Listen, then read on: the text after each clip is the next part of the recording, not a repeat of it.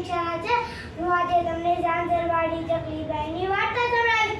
એક નગર હતું તે નગરના રાજાએ પંદર બગીચામાં ઘણા બધા પંખીઓ રહેતા હતા। બગીચામાં એક ચકલી પણ રહે। એકવાર ચકલી ચણતી ચણતી બસતી હતી ત્યારે તેને એક ઝાંઝર મળ્યું। આ તો મને બહુ ગમે એમ કહી તેના પગમાં પહેરી લીધું।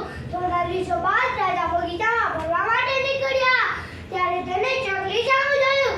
ચકલીએ રાજા સામું ભૂલાઈને જોઈને કહ્યું, હું તો ઝાંઝરવાડી ચકલીબાઈ, હું ઝાંઝરવાડી ચકલીબાઈ, મારાથી કોઈને કાંઈ ના કહેવાય, મારાથી કોઈને કાંઈ ના કહેવાય, કોઈની પાસે ન હોય જવું મારા પગમાં ઝાંઝર છોડ।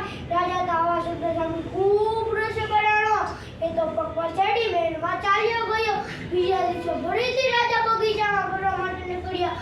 ફરીથી ચકલી કહેવા લાગી, હું તો ઝાંઝરવાડી ચકલીબાઈ, હું તો ઝાંઝરવાડી ચકલીબાઈ, મારાથી કોઈને કાંઈ ના કહેવાય, મારાથી કોઈને કાંઈ ના કહેવાય, કોઈની પાસે ના હોય જવું મારા પગમાં ઝાંઝર છોડ। હવે તો રાજા બરાબર મૂકી ગયો। એને તો ચકલીના પગમાંથી ઝાંઝર હાંચી લીધું। તો ચકલી બોલી, રાજા ભિખારી, રાજા ભિખારી, મારું ઝાંઝર લઈ લીધું, મારું ઝાંઝર લઈ લીધું, મેં તેને લેવા દીધું, મેં તેને કાંઈ જ ના કીધું। રાજા તો આવા શબ્દ સાંભળી તેને ચકલીને ઝાંઝરમાં ફેંક્યું। તો ચકલી બોલી, રાજા બીનો, મારું ઝાંઝર પાછું આપ્યું, રાજા બીનો, મારું ઝાંઝર પાછું આપ્યું। હવે તો રાજાએ બે છોકરીને કહ્યું, ચકલીના માથા પર મુંડો કરાવી બગીચામાં બહાર કાઢી મૂકો। તો પણ ચકલી મટમાં બોલી, હે રાજા, તારા માથા પર મુંડો ના કરાવ, મારું નામ ઝાંઝરવાડી ચકલીબાઈ નહીં।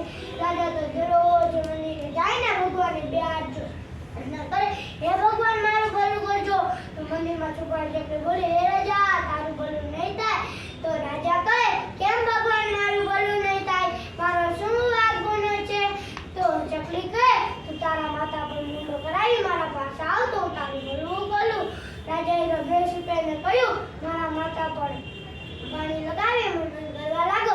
તે તો મુંડન કરવા લાગે ત્યાં ચકલી ઉડીને આવીને બોલી, રાજા મુંડાણો, રાજા મુંડાણો, હું તો ઝાંઝરવાડી ચકલીબાઈ, મારે રાજાનું મુંડન ના થવા દેવાય।